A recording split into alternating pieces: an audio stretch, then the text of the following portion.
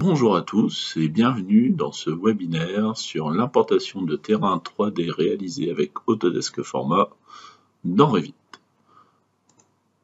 Tout d'abord, je tiens à me présenter. Donc, je suis Christophe Boulanger, coordinateur BIM chez Man & Machine France. Depuis 20 ans, le temps passe très vite. Chez Man & Machine, j'ai un rôle pluridisciplinaire. Donc, je m'occupe aussi bien de la partie architecture que la partie MEP et structure. Je suis aussi formateur sur les logiciels Autodesk. Et mon rôle chez Man & Machine, entre autres que faire des formations, c'est de vous conseiller sur les logiciels à prendre pour réaliser sur vos projets, mais aussi à vous aider à les réaliser en vous accompagnant sur vos projets en agence ou à l'extérieur. Ensuite, je vais vous présenter un peu le groupe Man & Machine. Donc Man & Machine, ça fait 40 ans qu'on existe en Europe. Donc Man & Machine est un éditeur, revendeur et intégrateur de solutions CAO, CFAO, PLM et BIM.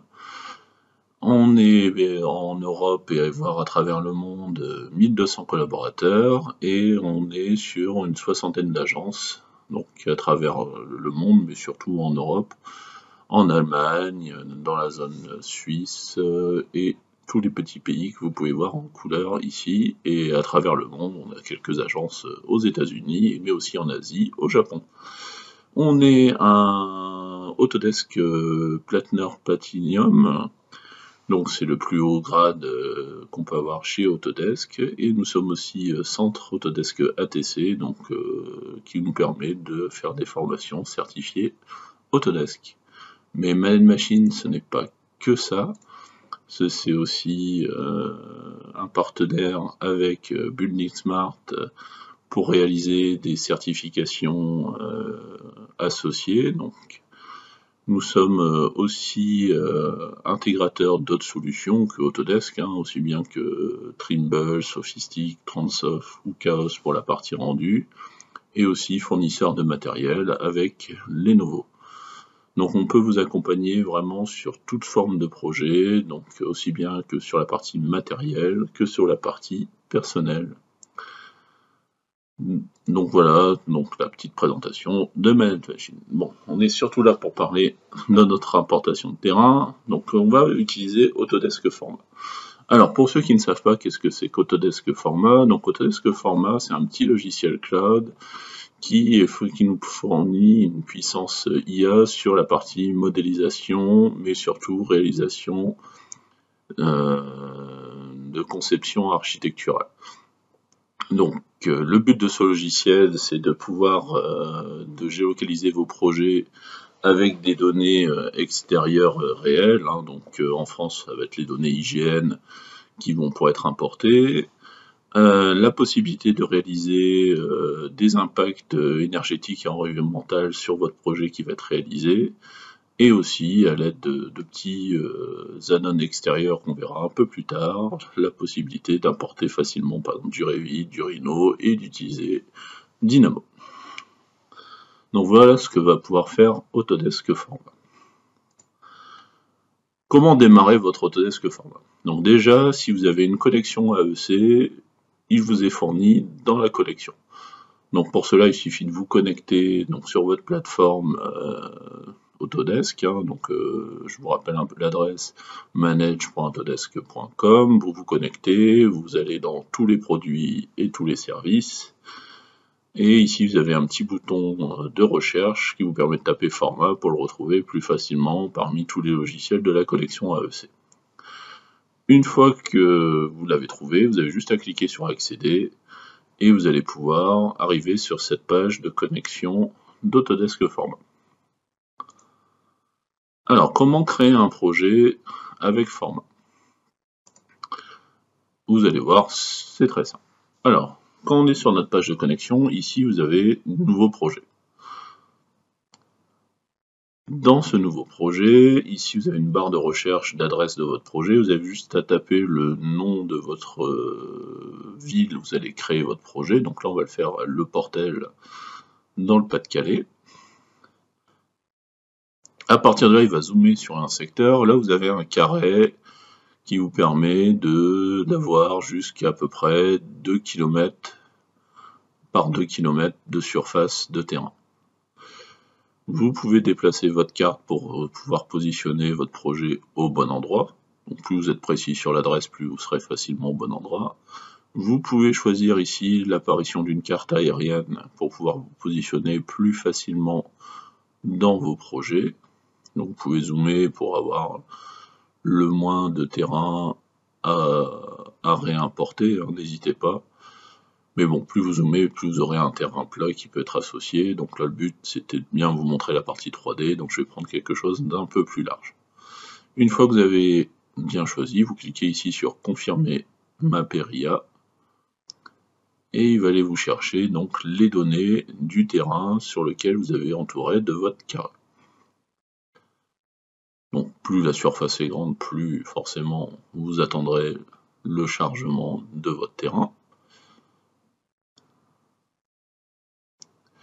Donc il vous importe dans ce terrain les informations suivantes qui vont apparaître.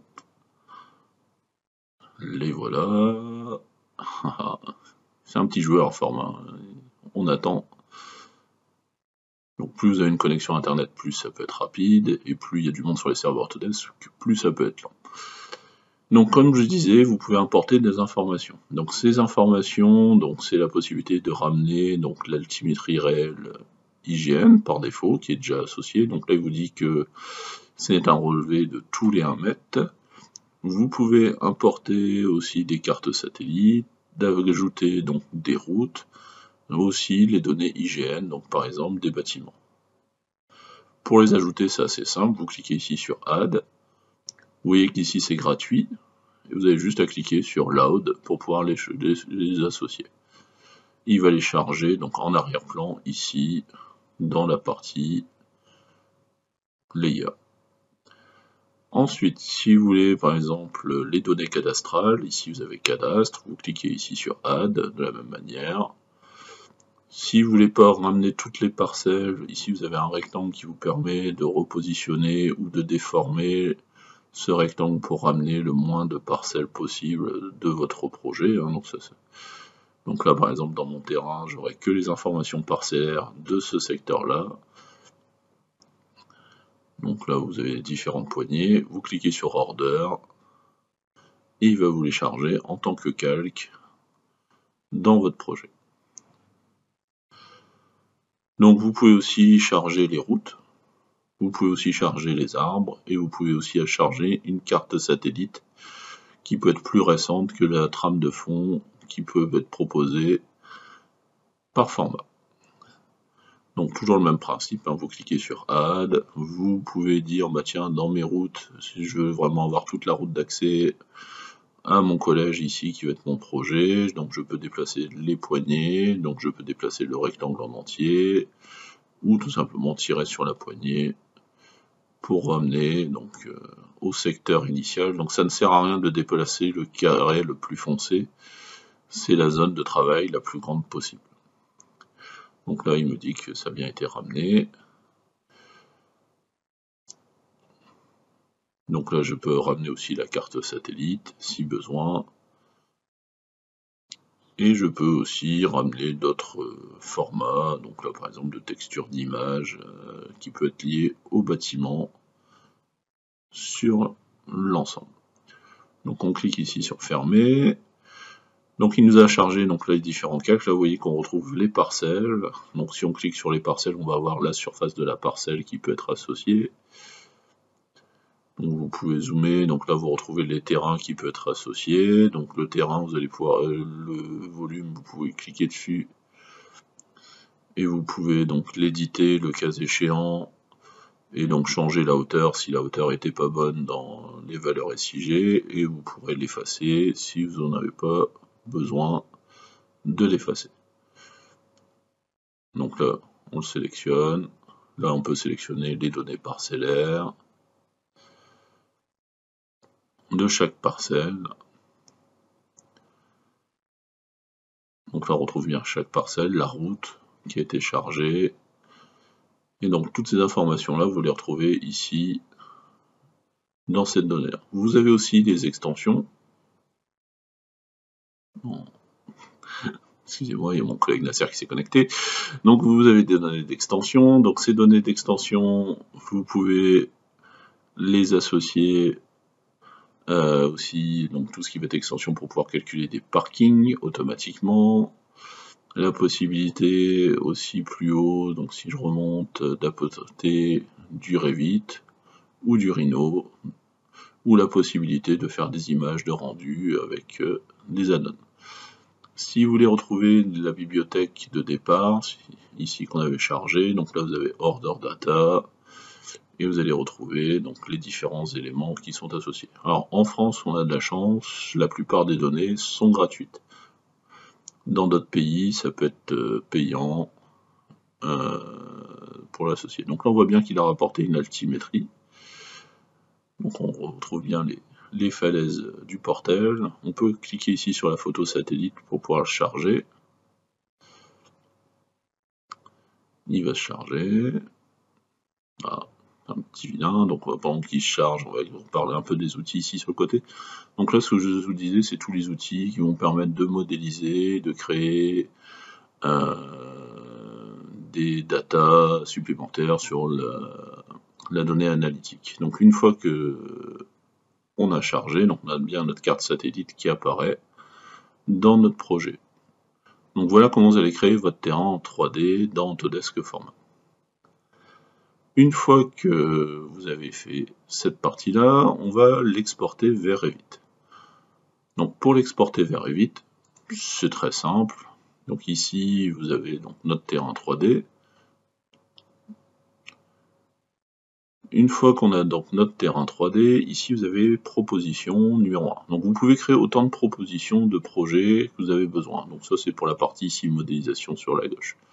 Vous pouvez donc renommer votre proposition. Donc là on va l'appeler collège Le Portel.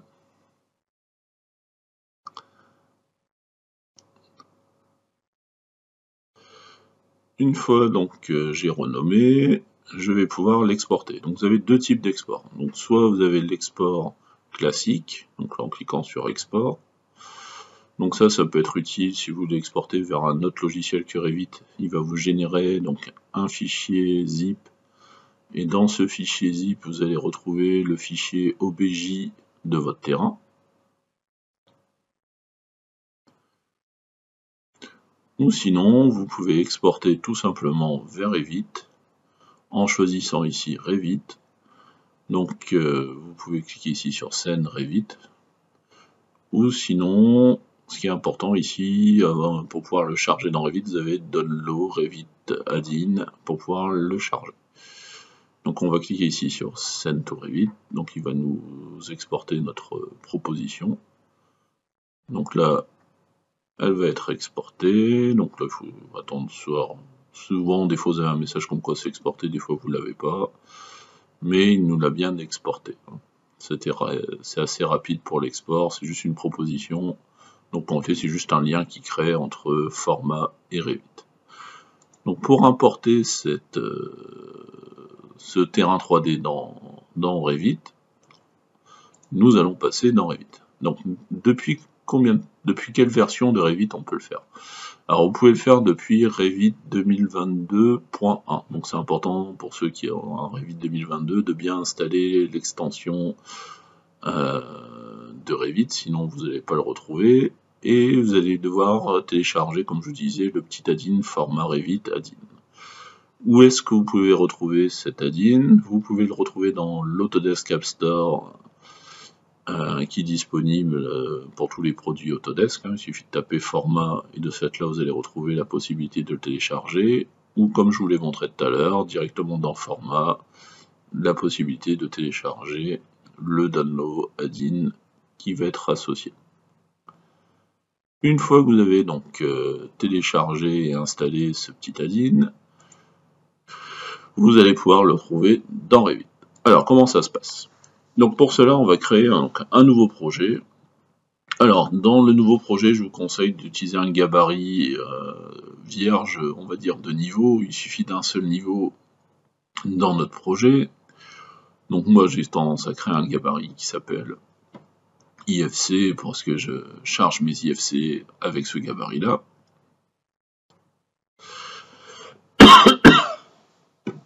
Donc, dans ce gabarit, bon, vous avez juste un plan de masse. Les différents points de propriété sont points 0, 0, hein, le topo et projet. Et dans l'élévation, j'ai bien mon niveau 0 qui est à 0.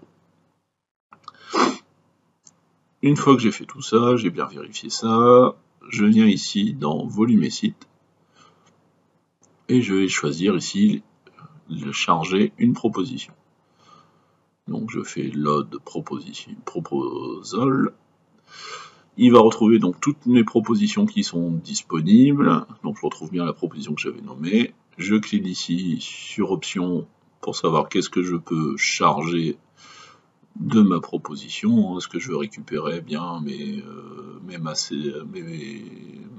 est-ce que je veux bien récupérer la photo satellite, est-ce que je veux bien récupérer mes séparateurs de terrain, est-ce que je peux récupérer mon parking si j'ai généré mon parking. On fait OK et on clique ici sur Load.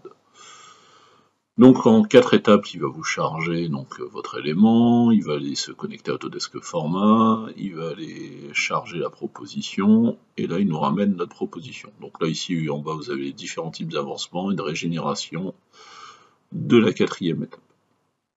Donc cette 4e étape, c'est l'étape la plus longue, c'est le chargement de votre terrain. Donc forcément plus vous avez un terrain qui est grand, plus le chargement peut être long. Donc là, une fois que c'est chargé, vous cliquez ici sur OK. Vous pouvez voir les problèmes qui peuvent être associés à l'importation. Et là, on voit que tout de suite, notre 00 a changé. Donc on perd. Et il a bien chargé tout notre terrain. Donc on retrouve en groupe les séparateurs de parcelles, mais aussi les routes et les volumes des bâtiments qui sont à côté. Sur le terrain, il a projeté aussi de la parcelle, et on retrouve bien donc le séparateur de niveau de tous les 1 mètre qui peut être associé. Si je passe en mode réaliste, j'ai bien mon orthophoto, hein, la photo satellite qui peut être associée. Alors en 2024, faites attention, si vous n'avez pas mis les mises à jour, votre terrain sera très triangulaire. Ensuite, si je veux éditer, donc pour enlever certains bâtiments, je peux cliquer ici sur modifier, supprimer les bâtiments qui ne m'intéressent pas et qui auraient été importés en même temps, et cliquer sur terminer pour valider mon groupe. Comme je vous disais, donc quand vous cliquez sur la parcelle, donc vous allez retrouver donc le matériau qui est associé, le périmètre de votre parcelle, la surface de votre parcelle, donc la surface projetée directement, et le volume qui est associé à l'épaisseur de la sous-division en hauteur. Donc, niveau géoréférencement, si je regarde ici dans emplacement, j'ai pas le choix, il faut que je respecte cette géoréférencement là, c'est UTM 84 qui a un géoréférencement global. Alors que quand j'ouvre mon projet, donc si je regarde mon projet, moi dans mon côté, j'avais choisi un géoréférencement plus local qui était le RGF 93 CC50 qui est le découpage du nord de la France en RGF en Lambert 93. Donc comment on peut réassocier ça? Donc ici je vais pouvoir utiliser ma gestion de liens pour pouvoir corriger ce problème. Et c'est ce qu'on va faire tout de suite pour voir ça. Donc là on va vraiment remplacer donc les systèmes de coordonnées. Donc pour remplacer ces systèmes de coordonnées, donc ici quand je sélectionne mon point de projet, donc faites attention, c'est on veut le ramener au plus proche de notre projet. Donc on va le sélectionner, Alors, il y a tellement de bazar avec les lignes de niveau et ainsi de suite, c'est compliqué à sélectionner, donc on va aller cliquer, voilà, on va enlever la section par face, on va cliquer sur déplacer, et on va le ramener ici sur le coin de ma parcelle. Alors pourquoi je fais ça? C'est pour éviter que quand je ramène mon projet, il aille se injecter très loin. Donc ici, je vais tracer une ligne d'altimétrie pour vérifier les altimétries de mon projet. Donc je clique dessus, je clique sur modifier le type, je peux changer la hauteur pour que ce soit plus facile à lire, je vais mettre 20 unités, et je vais faire attention aux unités de projet de bien partir du point de topo et non pas du point de base du projet. Je peux changer les unités, je peux dire que je suis en mètres, je veux 2 chiffres après la virgule, je veux le symbole mètre et le petit symbole plus pour savoir si je suis en valeur positive ou pas. Et donc là, il m'indique que je suis bien une valeur positive de plus de 55 mètres par rapport au référencement de projet. On peut aller dans élévation. Dans élévation, on va faire la même chose ici sur notre niveau. Donc on va cliquer sur notre niveau, modifier le type, passer non pas en point de base de projet, mais en point de topo. On fait OK. Et là, on s'aperçoit que le point de topo est à moins 3,24 mètres. Alors, vu que c'est notre projet, on peut faire un peu ce qu'on veut. On peut le repositionner à 0 pour le positionner plus facilement notre élévation de projet. Donc pour ça, on va cliquer sur spécifier les coordonnées. Et on va lui dire que toi, tu es non plus à moins 3, mais à 0. De ce fait-là, si je viens dans le plan de masse, maintenant je suis à 58 mètres 44, ce qui m'arrange pas mal puisque moi j'avais prévu 58 mètres 50 dans mon projet. Donc on se rapproche bien de la même altimétrie dans les deux projets. Donc pour pouvoir corriger donc, le système de coordonnées, on va importer notre projet. Alors la première fois qu'on l'importe, on va l'importer de point de base du projet vers point de base du projet, d'où le fait de l'avoir ramené le plus proche de ma parcelle. Donc là, les deux points de base de projet se sont mis l'un sur l'autre. Maintenant, je peux cliquer ici. Donc dans mon projet, j'avais dessiné les parcelles, j'avais importé les parcelles. Et là, quand vous voyez, quand j'importe, je ne les vois pas. Donc pourquoi je ne les vois pas? Parce que c'est associé à une vue. Et donc pour ça, on va cliquer ici sur la gestion des liens. On va choisir par vue liée. Et on va choisir plan de masse, dans lequel j'avais mis mes parcelles. Donc là, je vois plus du tout mon projet, mais c'est normal, c'est le terrain qui cache. Donc de ce fait-là, on passe ici en vue filaire. Et donc là, on voit les parcelles de mon projet et les parcelles de mon projet importé. Donc on va les mettre les unes sur les autres. Donc pour ça, on va déplacer tout simplement mon fichier lié pour mettre le même point au même endroit et le faire tourner tout simplement pour mettre les parcelles correctement l'une sur l'autre. Le fait que maintenant que les parcelles soient bien l'une sur l'autre, je suis bien positionné en X et en Y.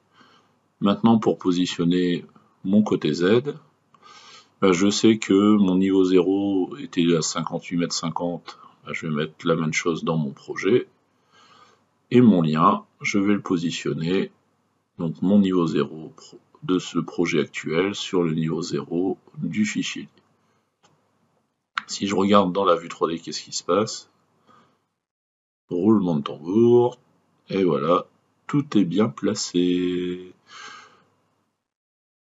Donc là, mon projet est bien positionné en X, en Y et en Z. Et le fait d'avoir fait ça, maintenant je peux importer le géoréférencement. Donc là, vous voyez que pour l'instant, je suis encore en UTM-84, qui était mon premier référencement, et que dans mon projet ici, j'étais bien en RGF93 CC50. Une fois que je fais tout ça, je peux cliquer ici, soit sur coordonnées et importer les coordonnées, soit cliquer ici sur le fichier lié, et de lui demander d'importer les coordonnées du projet architecture. On clique sur rapprocher, on clique sur importer, et à partir de là, on est dans le même système de coordonnées. On peut cliquer sur Gérer, et là on voit bien que maintenant je suis bien en RGF 93 avec la même latitude et la même longitude. Voilà comment vous allez pouvoir changer donc le système de coordonnées de votre terrain. Donc pour vous montrer que ça marche correctement, il suffit de décharger le projet, on peut le supprimer, on peut cliquer ici sur Ajouter, Revit, 2000, choisir mon projet, et maintenant de choisir à l'emplacement Partager. Et une fois que je fais ça, vous voyez bien que mon projet revient exactement au bon endroit. Si je mets en réaliste, donc dans mon plan de masse, je vois bien l'ensemble de mon projet bien positionné.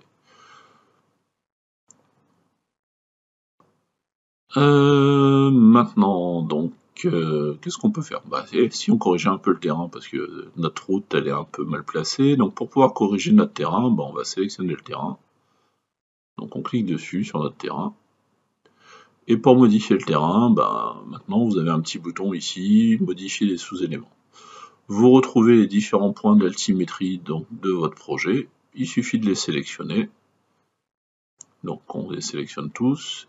Et ici, là-haut, dans élévation, d'indiquer la nouvelle élévation que vous voulez donner à ces altimétries-là. Donc là, on va dire 58,50.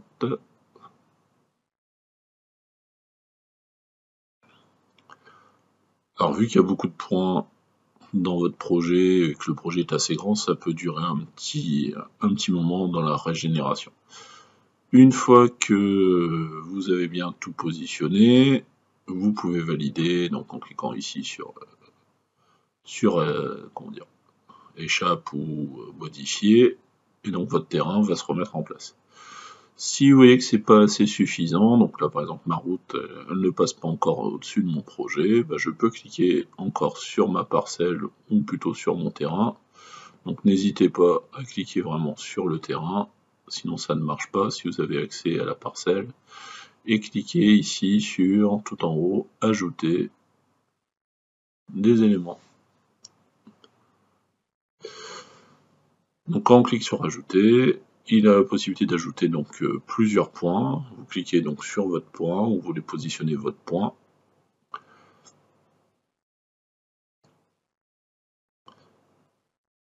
Une fois que le point est placé, donc vous pouvez le resélectionner et indiquer l'altimétrie que vous avez besoin. Donc là, je vais le mettre vraiment en dessous de mon projet, je l'ai mis à 58,40. Je clique ici sur modifier pour récupérer mon terrain. Et voilà, ma route est bien visible sur mon terrain de mon projet. Donc là, j'ai bien un terrain qui est bien géoréférencé. J'ai les données parcellaires si je veux les associer. J'ai un beau terrain 3D si je veux faire donc mon implantation et faire mes rendus réalistes par rapport à l'ensemble. Et grâce à ça, grâce à mon petit logiciel Forma, ça m'a pris que quelques minutes au lieu d'aller m'embêter à faire un terrain manuellement. Donc n'hésitez pas à nous retrouver donc sur les réseaux sociaux, donc sur LinkedIn ou YouTube. Donc faites attention, la chaîne YouTube c'est Man & Machine France. Vous retrouverez donc la possibilité d'accéder aux anciens webinaires, aux trucs et aux astuces que nous réalisons, mais aussi vous avez les articles de blog donc sur les différents sites comme notre site Man & Machine. Mais vous allez retrouver aussi donc des podcasts qui s'appellent EBIM, donc qui existent déjà avec 22 épisodes. Et n'hésitez pas à nous suivre sur nos différentes conférences ou webinaires qu'on va réaliser tout au long de l'année. Je vous remercie de votre attention et je vous retrouve dans quelques secondes pour poser des questions dans la partie questions du webinaire. Merci, à tout de suite.